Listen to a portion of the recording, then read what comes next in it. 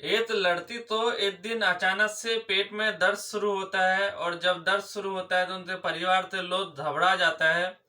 घबराने की वजह से उनको जल्द से जल्द डॉक्टर के पास लेते जाता है। जब डॉक्टर के पास जाता है, उनके माता पिता, उनके घर वाले उनको जब लेते डॉक्टर के पास पहुंचता है, तो डॉक्टर तो भी जो दवाइयाँ देना था वो दवाइयाँ देता है, जो इंजेक्शन लगाना होता है उनको मेडिसिन देता है, इंजेक्शन देता है, और उनको फिर घर के लिए भेज देता है। लेकिन जब घर पहुंचता है और दवाइयाँ खाता है तो थोड़ा आराम मिलता है, लेकिन फिर से अगले दिन उनको और भी पेट में इसी तरह दर्द बढ़ जाता है, और उनको और भी ज़्यादा उल्टी आने लगता है। तो कुछ भी खाने का मन नहीं करता लड़की का, जैसे मानो कि खाने से उनका पूरी तरह से ध्यान ही हट गया हो, पूरी तरह से मन ही हट गया हो।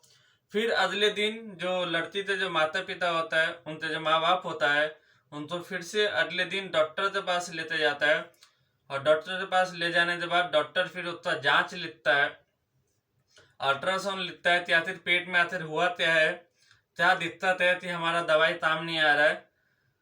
तो फिर डॉक्टर उनको जांच देता है। जब जांच करवाता है, जांच के बाद जब उसका मेडिकल रिपोर्ट आता है, तो ये एक हैरान और परेशान करने वाला मामला सामने आता है कि दरअसल उस जो बच्ची होती है, नाबालिग लड़की जो होती है, उनके पेट में एक बच्चा होता है, और वो बच्चा तकरीबन पेट में 1.5 महीने का हो चुका होता है।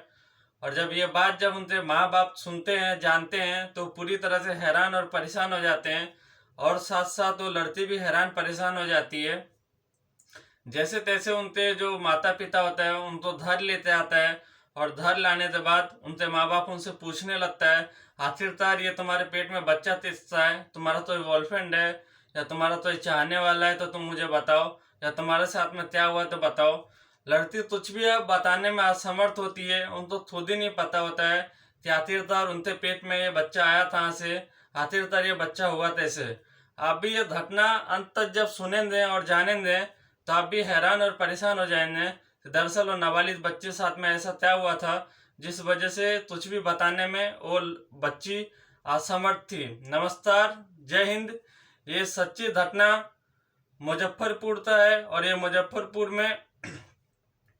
मुजफ्फरपुर में ये सच्ची घटना जब आप अंत तक सुनेंगे और जानेंगे, तो आप भी हैरान और परेशान हो जाएंगे कि दरअसल आखिरकार उस बच्चे के साथ में क्या हुआ था, और उस परिवार में क्या हुआ था ऐसा जिससे पूरा परिवार उथल पुथल में आ गया। लड़की तो खुद ही ये नहीं पता था आखिरकार उनके कोख में जो पल रहा बच्चा है, उनके पेट में जो पल रहा बच्चा है, आखिरकार वो है कितना।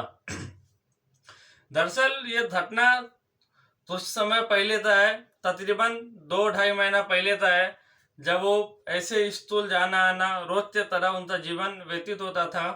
वो 9वीं क्लास में पढ़ती थी।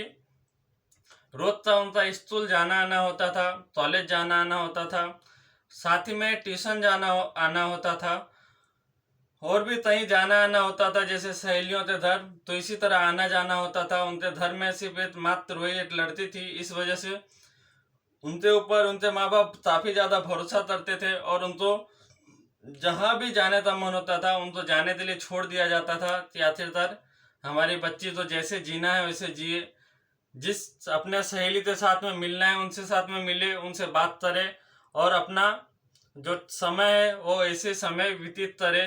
क्योंकि लड़की का जो पिता था वो पुलिस में था, और जो माता थी वो हाउस वाइफ थी, और साथ में एक फैक्ट्री में काम करती थी। इसी वजह से इनका काफी ज्यादा जो माता पिता होते हैं एक तरफ बिजी होने के चक्कर में लड़की अपने मर्जी से कहीं भी जा सकती थी। सिर्फ लड़की को ये बताना रहता था आखिर वो कहाँ जा रहा है। इसी तरह उसका दिन आगे बढ़ते रहता है। फिर उनका 17वां जन्मदिन आता है, और जन्मदिन मनाने के दिन में उस दिन जो उसकी माँ होती है उनको डबल ड्यूटी मिल जाता है, और जो उनका पिता होता है वो पुलिस या काम की वजह से उधर नहीं आ पाता है। तो अपने बेटी को फोन करते हैं, उनसे माफी मांगता है।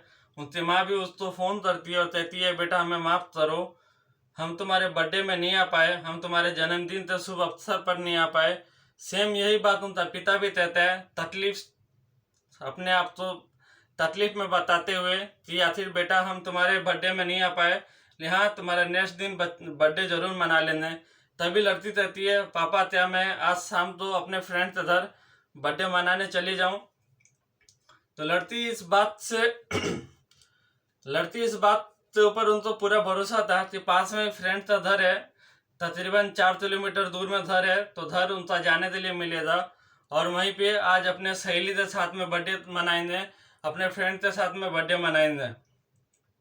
तो लड़की घर के लिए निकलती है, तकरीबन शाम के 6:30 बज जाता है, तो 4 किलोमीटर दूर होता है। तो बिना बताए तेज लेते लड़की प्लान करती है कि अपने फ्रेंड के घर जाना है, अपने सहेली के घर जाना है।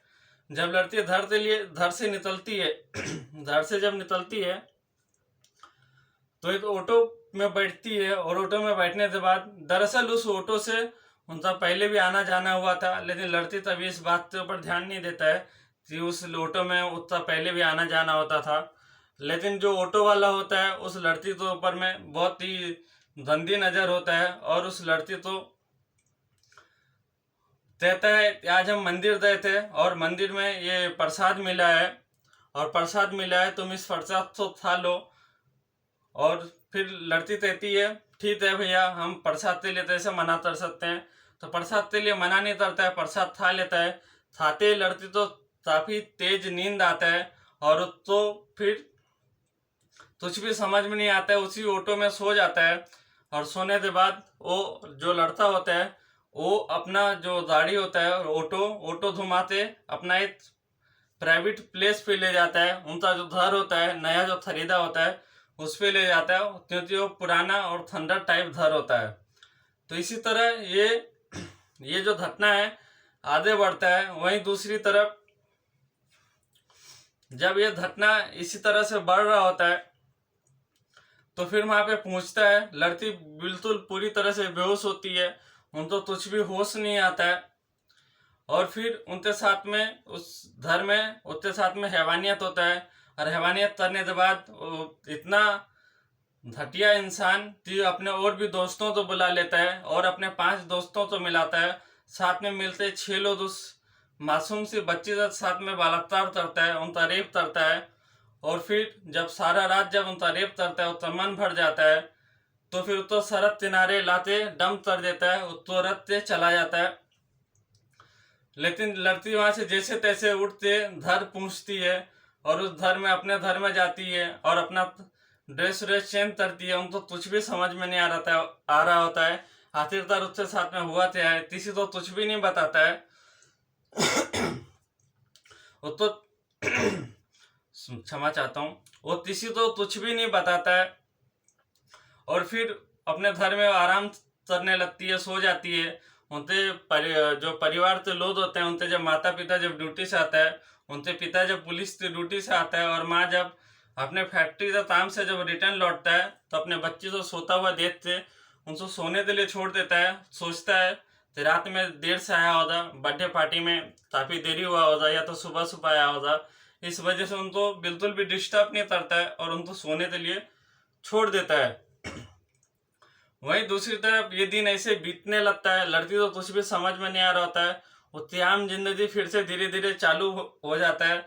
उसको काफ़ी तकलीफ होता है, लेकिन वो अपने से मेडिकल शॉप में जाते, दर्द का दवाई लेते, पेन किलर खाते, और अपना जैसे तैसे अपना दिन बिता रही होती है। उनको कुछ भी समझ में नहीं आ रहा होता है, इस बारे में किसी को कुछ भी नहीं बताता है। जब ये घटना जब 1.5 महीना हो जाता है, फिर उस लड़की तो एक दिन अचानक से पेट में दर्द होता है। दर्द होने के बाद उनको डॉक्टर के पास ले जाया जाता है। डॉक्टर के पास ले जाने के बाद पहले दिन उनको दवाई और इंजेक्शन जो जरूरी मेडिसिन होता है वो उनको दे देता है, और देने के बाद फिर डॉक्टर उनको घर भेज देता है। तो ये बच्ची के साथ में ऐसे हल्का फल्का तो पेट में गैस वैस हुआ होगा, ये समझते हैं तो डॉक्टर बस हल्की फल्की दवाइयाँ और एक इंजेक्शन देते उनको घर भेज देता है। लेकिन तब भी जब उनसे पेट दर्द उनका ठीक नहीं होता है, तो डॉक्टर तो भी मासूम बच्ची देखते उनको उसके ऊपर दया आता है, और फिर सोचता है क्यों ना इनका रिपोर्ट लिखा जाए और इनको जांच दिया जाए। जब पुलिस वाले की बेटी का जब जांच के लिए जब उनका ब्लड सैंपल लिया जाता है, और बाकी जो उनका पेट का जांच हो रहा होता है, जब वो जांच लेता है, जांच लेने के बाद जब लैब में भेजता है, तो लैब में इसका रिपोर्ट तैयार हो रहा होता है। और वहीं दूसरी तरफ जब रिपोर्ट आता है उसके अगले दिन, तो काफ़ी हैरान और परेशान करने वाला घटना सामने आता है दरअसल उस बच्ची के पेट में 1.5 महीना का बच्चा है। और जब ये बात जब उनके माता पिता सुनते हैं तो पूरी तरह से परेशान हो जाता है, हत्ता बत्ता हो जाता है कि दरअसल ये हमारे 17 साल के मासूम बच्चे के साथ में क्या हुआ, ऐसा क्या हुआ, इतना क्या तो बॉयफ्रेंड है जिसके बारे में इन्होंने हमें अभी तक नहीं बताया। जब ये बात जब लड़की से पूछा जाता है तो लड़की इस बात से पूरी तरह से इनकार हो जाता है, उन्हें कुछ पता ही नहीं होता है कि आखिरकार उनके साथ में क्या हुआ है। और उनको कुछ भी याद नहीं आ रहा होता है उस दिन का कि आखिरकार उसके साथ में क्या हुआ। उसकी माँ भी उनको अकेले में ले जाते पूछती है, बहुत ही प्यार से पूछती है, लेकिन उसका जो माँ बाप होता है इस बात को बिल्कुल भी मानने से इनकार कर देता है। आखिरकार उसके साथ में उसको ऐसा कैसे हो सकता है कि उसके जो पेट में जो बच्चा पल रहा है उनको खुद ही नहीं पता हो कि आखिरकार ये बच्चा कितना है। फिर ऐसे दिन बीतते रहते हैं, रोज उनके माँ बाप उनको कोसने लगता है, खासकर उनका पिता उनको काफी ज्यादा कोसने लगता है कि आखिर तुम बताओ ऐसा कैसे हो सकता है कि तुम्हें ही पता ना हो कि आखिरकार तुम्हारे पेट में बच्चा दिखता है। ये सब बात तो सुनते हुए लड़की काफी ज्यादा डिप्रेशन में चली जाती है, काफी ज्यादा परेशान हो जाता है।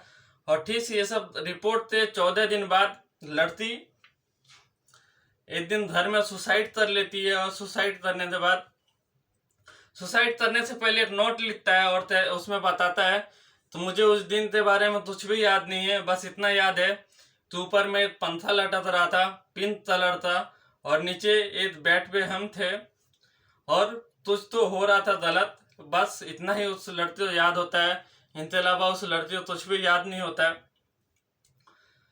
और ये सिलसिला यूं ही वो अपने अंदर समेटते हुए अपने आप को पंथे से लटकाते फांसी अपने आप को ही फांसी दे लेता है और अपने आप को समाप्त कर लेता है, लेकिन पीछे ये लेटर छोड़ जाता है।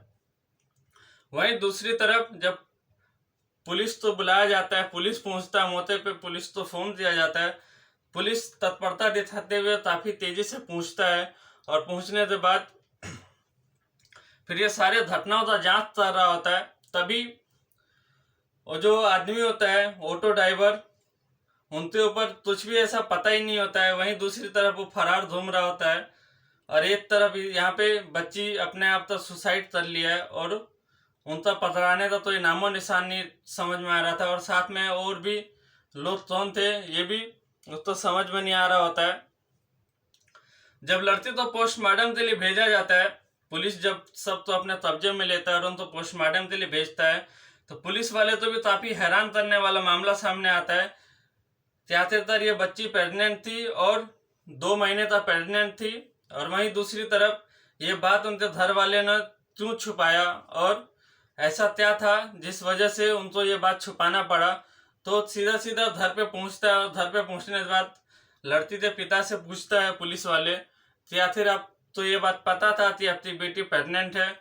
तो जो उनके जो पुलिस पिता होता है पूरी तरह से इनकार हो जाता है, कहीं उनका मरने के बाद उनका बेटी का बदनामी ना हो, इस वजह से पूरी तरह से इनकार हो जाता है।